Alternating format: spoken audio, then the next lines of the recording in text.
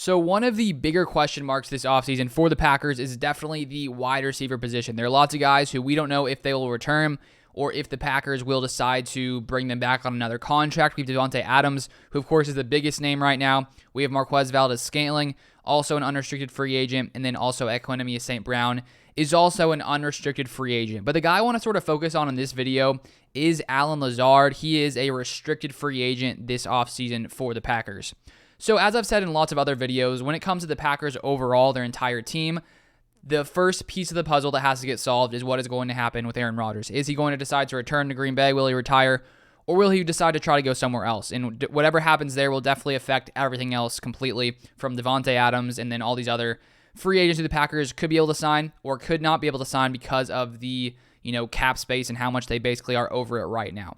So when we take a look at the wide receiver position, I think that my prediction is Davante Adams will stay around in Green Bay. Maybe the Packers will franchise tag him, or maybe they'll give him an extension as well. And I just think that whether it's Aaron Rodgers or Jordan Love, the Packers definitely need to keep Davante Adams around to give Jordan Love or Aaron Rodgers that elite number one option.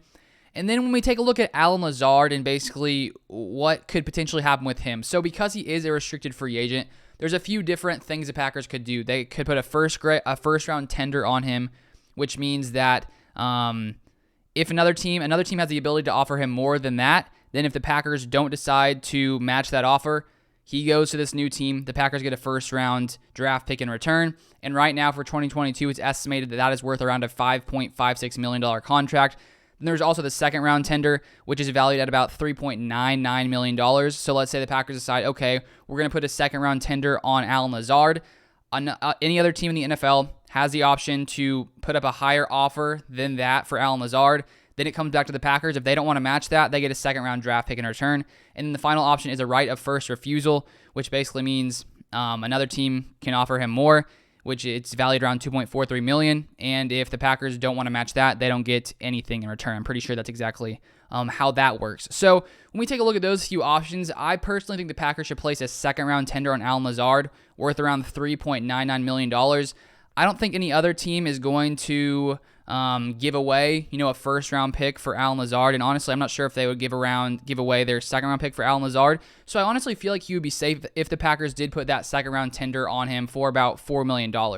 I've also seen people talk about the potential of maybe the Packers giving Allen Lazard an extension, which also, of course, is a possibility. But personally, I think the best option is to do the second round tender and put about $3.99 million for Allen Lazard coming into the 2022 season. And so now I want to take a look at sort of Allen Lazard's production in the 2021 season.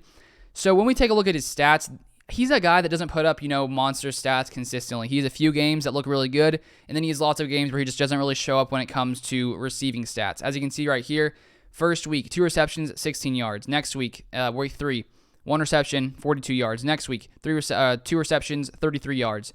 Come down a little farther, week 7, 60 receiving yards, 1 TD. He does have 3 straight TDs, week 6, 7, and 9. And then when he really came alive this year was near the end of the season, and I think this partly had to do with the fact that Randall Cobb was out from, I think it was like week 14 through 18. And in that time, Allen Lazard had a few different games with over 70 receiving yards. Week 14, 6 receptions, 75 yards, a TD.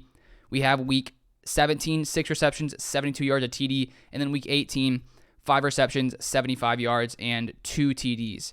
And if we look at his past 3 seasons, 2019, 2020, and 2021, this was definitely his best season. He had the most receiving yards he's had by a little with 513, and then he really took a step up when it comes to touchdowns, having only 3 touchdowns in each of 2019 and 2020. In 2021, he had a total of 8 touchdowns. And so I think that, Allen Lazard also, too, he's a really, really good run blocker. He's one of the best run blocking wide receivers in the NFL. According to PFF, he has the 9th highest run blocking grade among wide receivers.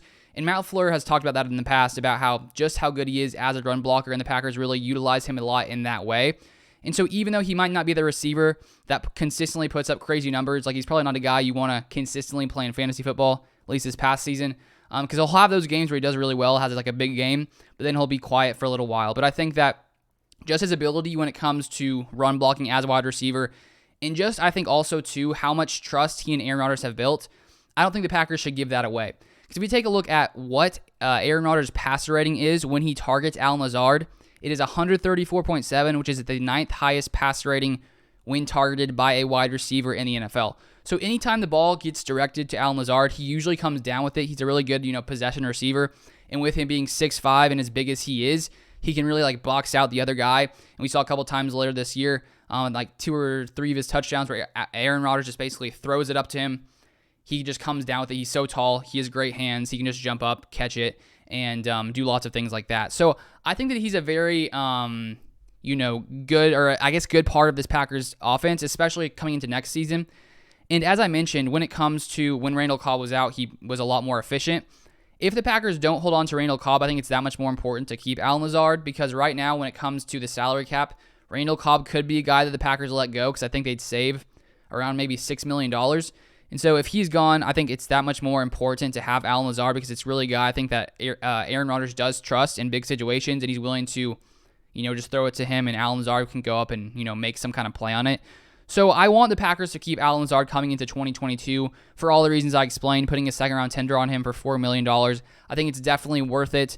He's great when it comes to run blocking, and he is productive when he is targeted by Aaron Rodgers. But I'd be curious to hear your guys' thoughts in the comments down below. Do you guys want to keep Lazard? Do you have a different option? Let me know in the comments down below. But that is going to be all for this video. If you guys haven't subscribed, put up Packers content almost daily. So if you'd like to see that, feel free to subscribe.